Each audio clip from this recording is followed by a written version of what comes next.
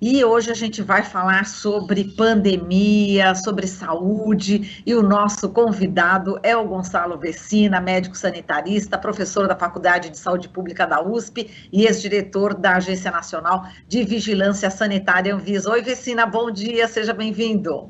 Bom dia, Marilu, bom dia aos nossos espectadores, é um prazer estar aqui com vocês. Prazer é o nosso. Bom, Vecina, vamos começar aqui com a Covid-19, vou colocar aqui alguns números e vou pedir aí o seu comentário. Bom, o Brasil registrou nesse domingo 12 mortos, né, pela Covid-19, totalizando 667.056 mortos desde o início da pandemia. A média móvel na última semana é de 80 mortes, em comparação à média de 14 dias atrás, a variação foi de menos 17%. Agora, o número de casos continua subindo, o país registrou 4.591 novos diagnósticos, né, de Covid-19 em 24 horas, com média móvel de casos nos últimos 7 dias de 29.342, ou seja, um aumento de 103% em relação a 2 semanas atrás. E é o 9º dia de alta. Bom, Vecina, isso sem contar, inclusive, com os dados, né, de 8 estados e mais o Distrito Federal. Qual é o balanço que você faz, né, em relação a esses números? A situação nossa começa a preocupar novamente, Vecina?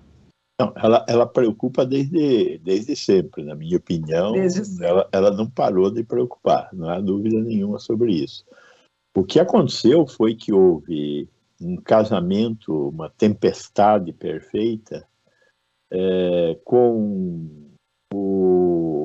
a redução da vacinação. Nós estamos, a terceira dose que está sendo oferecida hoje para todos acima de 12 anos, e tem uma cobertura de menos de 40%, está aí em torno de 40%, é muito baixa. Segundo, uma das subvariantes da Ômicron, né, provavelmente BA2 ou BA4 ou BA5, mas uma dessas subvariantes, ela está circulando com muita violência, e nós paramos de usar máscara. Então, isso é uma tempestade perfeita, né? Então, o pessoal está falando em quarta onda. Eu acho que não se trata de nominar o número da onda, porque o que está acontecendo é um recrudescimento pelo nosso relaxamento em relação à vacina e no uso da máscara, e a circulação de uma subvariante da Ômicron, que é muito infectante e que está solta e fazendo o que ela sabe fazer, que é se espalhar. O número de óbitos não cresceu ainda, porque o número de óbitos vem um pouco depois, 2, 3 semanas, porque as pessoas adoecem, uma parte vai para o hospital. Essa parte que vai para o hospital é que tem a chance de morrer. Então, nós vamos ver o resultado dessa situação ainda daqui uns 7 a 10 dias, mas deverá haver um crescimento não muito importante do número de óbitos. É uma variante mais amena do ponto de vista clínico, ela é menos grave, mas nós vamos ter um crescimento no número de óbitos, sem sombra de dúvida. Podemos esperar isso para daqui a pouco. E temos que levar em conta que esse crescimento que nós estamos vendo é parte do crescimento que de fato está ocorrendo, porque nós testamos muito pouco. Então, provavelmente, o número de casos é bem maior do que esse que nós estamos vendo. Tem muita gente que está tendo sem sintomas, tem muita gente que não tem ido ao médico para ver se está ou não com a doença, né?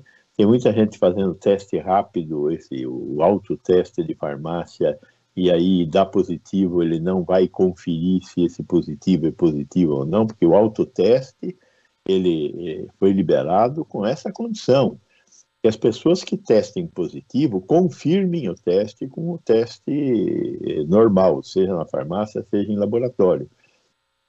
Porque o autoteste, ele pode dar falso positivo, sim.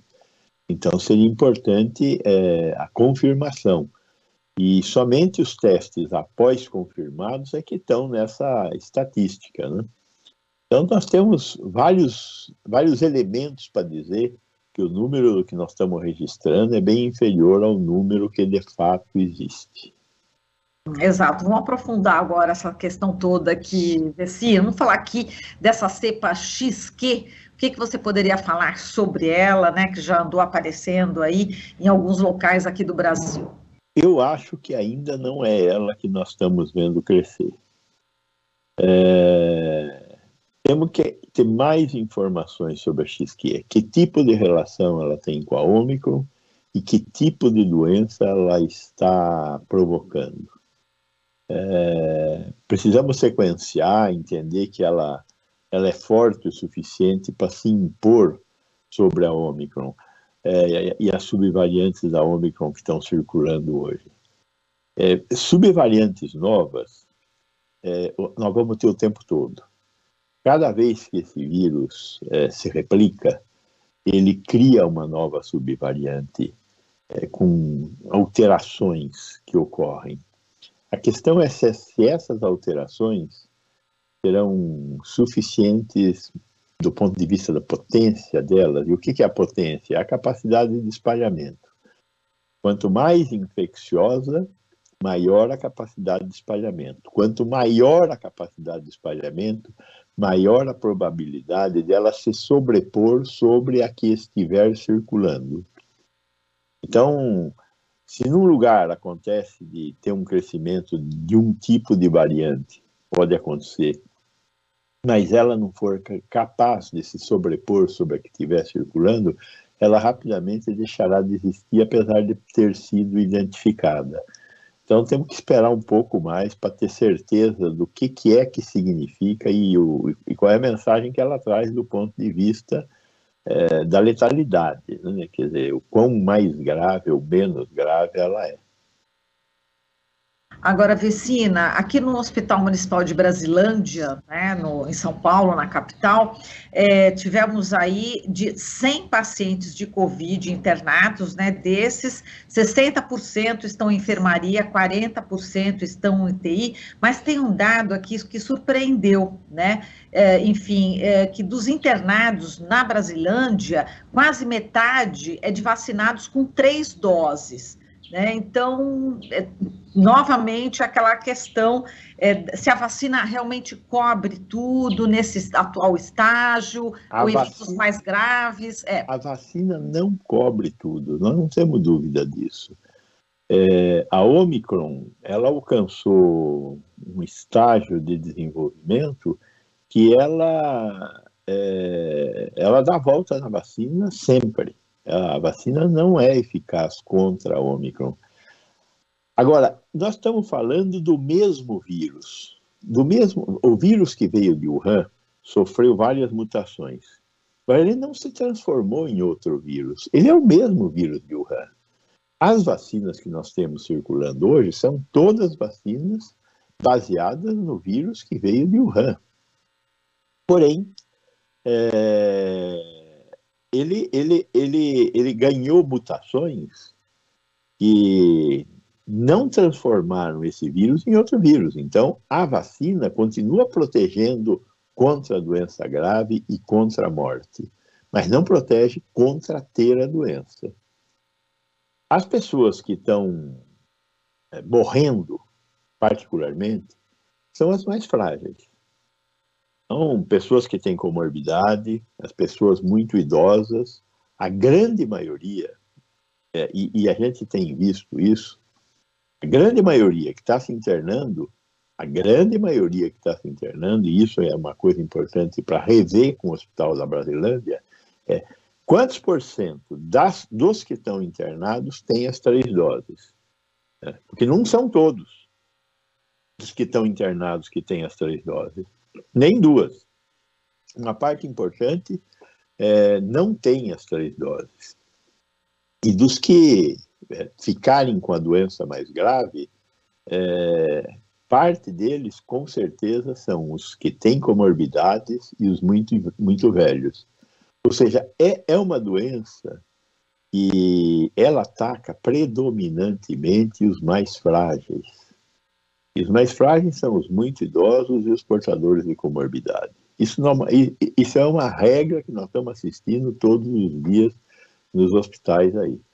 Então, eu acho que é preocupante. As pessoas que têm comorbidade, os mais frágeis, os idosos, que comorbidade? É obesidade mórbida, é hipertensão, é diabetes, insuficiência cardíaca, doenças imunológicas, se protejam. O que é se proteger? Cuidado com quem você está interagindo, né? Pessoas que têm uma maior probabilidade de estarem infectados, crianças que estão indo para a escola, jovens que estão indo nas festas, essas são as pessoas que mais estão se infectando. Por quê? Porque tem mais contatos. Quanto mais contato você tem, maior probabilidade de ter a doença. Então, muito cuidado. E segundo, use máscara. Use uma boa máscara, N95 ou PFF2. Não são tão caras assim, não são baratas, mas não são tão caras assim.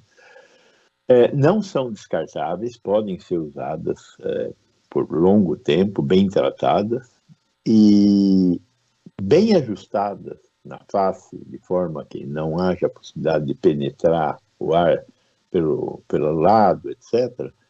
Ela protege contra vírus, ela filtra vírus. Essas máscaras N95, elas filtram vírus, elas seguram o vírus. Então, você que é mais frágil, você tem que se proteger usando uma máscara dessas e tomando cuidado com onde você vai. Agora, como é que você está vendo também as secretarias de saúde, né, recomendando o uso de máscara, mas não obrigando o uso de máscaras em locais fechados, Vecina? Veja, eu acho que, do ponto de vista do comando, tanto um quanto o outro é uma coisa, porque se você não tem fiscalização, você fala, olha, é obrigatório o uso, mas não fiscaliza, né? Mas é óbvio que a recomendação é muito mais frágil do que a obrigatoriedade, inclusive do ponto de vista dos responsáveis pelos diversos tipos de estabelecimento, né? Porque eles também podem ser contestados quando ele fala, olha, eu quero que você use máscara no meu estabelecimento. Não é obrigatório, eu não vou usar. Então, eu acho que foi uma decisão que emite um sinal errado para a sociedade, que os atuais governos tomaram. Erraram ao permitir a retirada das máscaras em ambientes fechados e estão errando agora em recomendar e não obrigar, embora a gente saiba que a fiscalização seria muito difícil de ser realizada, mas isso também fica sob a responsabilidade de cada responsável pelos estabelecimentos onde as pessoas estão andando. Bom, agora, em relação às escolas e à Covid, vamos lá, qual que é a sua opinião nesse momento aqui? A minha opinião é que as escolas devem continuar abertas. A partir de 3, 4 anos de idade, as crianças já sabem que é máscara e usam máscara, usem máscaras. Teve mais de um caso numa turma, mais de um caso só, não, mas teve 2 casos, suspende as aulas durante uma semana, volta em seguida, né? Não tem por que fechar escolas, nós temos que continuar com as escolas abertas. O mundo inteiro está fazendo isso, o mundo inteiro civilizado está fazendo isso. Então, manter as escolas abertas, crianças com máscara. O que vai acontecer? Veja, primeiro, questão da vacina. A vacina não protege, mas ajuda contra casos graves e morte. Essa doença é altamente infecciosa, particularmente essas últimas variantes. Então, de uma forma ou de outra, a grande maioria das pessoas vão ter. Por quê? Porque ela é muito infecciosa. E a gente está vivendo nesse mundo, e não tem como viver totalmente separado. Então, provavelmente, a grande maioria das pessoas vão ter. Com um grande número de pessoas tendo, a circulação do vírus tenderá a diminuir. Então, as pessoas que conseguirem se proteger têm grande chance de continuarem protegidas. Mas outras variantes vão surgir. É da história natural o aparecimento de novas variantes. Qual será a característica das novas variantes? Se a regra da natureza for seguida, maior infectividade, maior capacidade de se espalhar e menor letalidade. Essa é a esperança que a gente tem, do ponto de vista até do próprio vírus, né? Um vírus que não mata seu hospedeiro é um vírus que tem mais chance de circular. Então, eu acho que o que vai acontecer é isso. E o que nós temos é que nós, individualmente, temos que ter um plano individual. Então, eu sou mais frágil, eu tenho que tomar mais cuidado, circular menos. Quanto menos eu circular e quanto mais máscara eu usar, melhor me protegerei. E continue vacinando. E Vecina, o Ministério da Saúde, né, já soltou nota técnica recomendando aí a 4ª dose da vacina contra a Covid para pessoas acima de 50 anos. A gente já falou em outras oportunidades aqui sobre a 4ª dose, mas eu acho importante novamente a gente falar dessa dose de reforço, porque com o tempo vai diminuindo exatamente essa proteção, não é, Vecina? Mas também tem uma certa polêmica, né? Ah, não deve tomar, toma. A gente já discutiu isso aqui, mas vamos lá novamente, Vecina. Primeiro, 4 meses após a 3ª dose, pode e é recomendável que se tome a 4ª dose a partir dos 50 anos. Segundo, existe registro correto, bem realizado, de mortes por vacina? Você que é jornalista sabe mais do que eu. Existe registro de mortes por vacina? Pois é, não, né, Vecina? Não existe registro de mortes por vacina. Não existe registro de morte por vacina. Em nenhuma faixa etária. Tem registro de eventos adversos. Tem registro de miocardite, tem registro de trombos, mas não existe registro de morte. Existe registro de reação adversa, de febre, 2 dias passando mal, não sei o quê. Mas não existe registro. Então, a vacina não mata. Vacina salva. Então, quem não toma vacina é um completo idiota. Só isso. É um completo idiota. Então, a vacina não faz mal e a gente espera que ela faça bem. O que ela faz? Após o 4º mês que eu tomei a vacina, há uma queda da produção de anticorpos. Como é que faz para combater isso? Dá um reforço.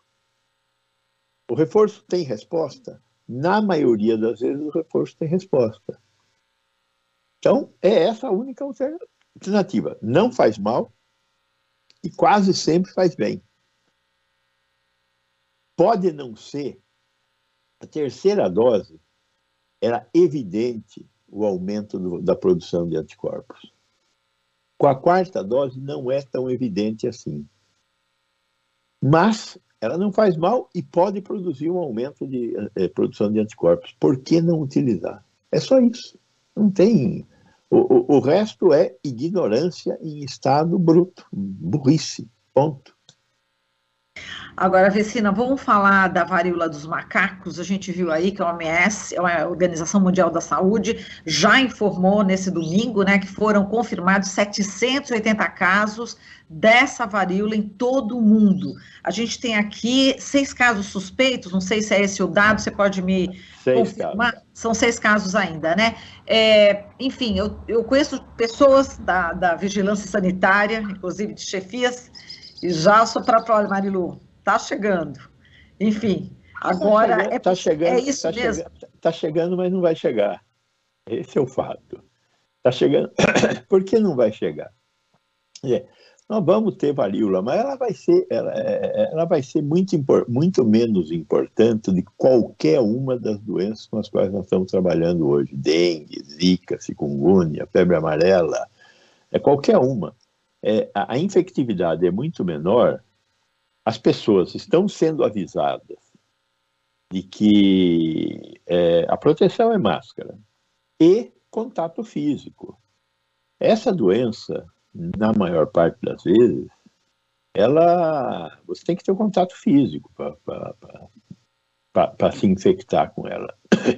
E é na fase das pústulas. É através das pústulas que a gente encontra a carga viral. Então, uma pessoa que esteja com pústulas, as pústulas aparecem em todo o corpo, até na palma das mãos, principalmente na palma das mãos, palma de pé.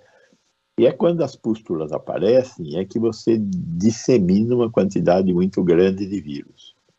E como essas lesões ocorrem também na orofaringe, nariz, dentro do nariz, na boca, dentro da boca, as pessoas tossem.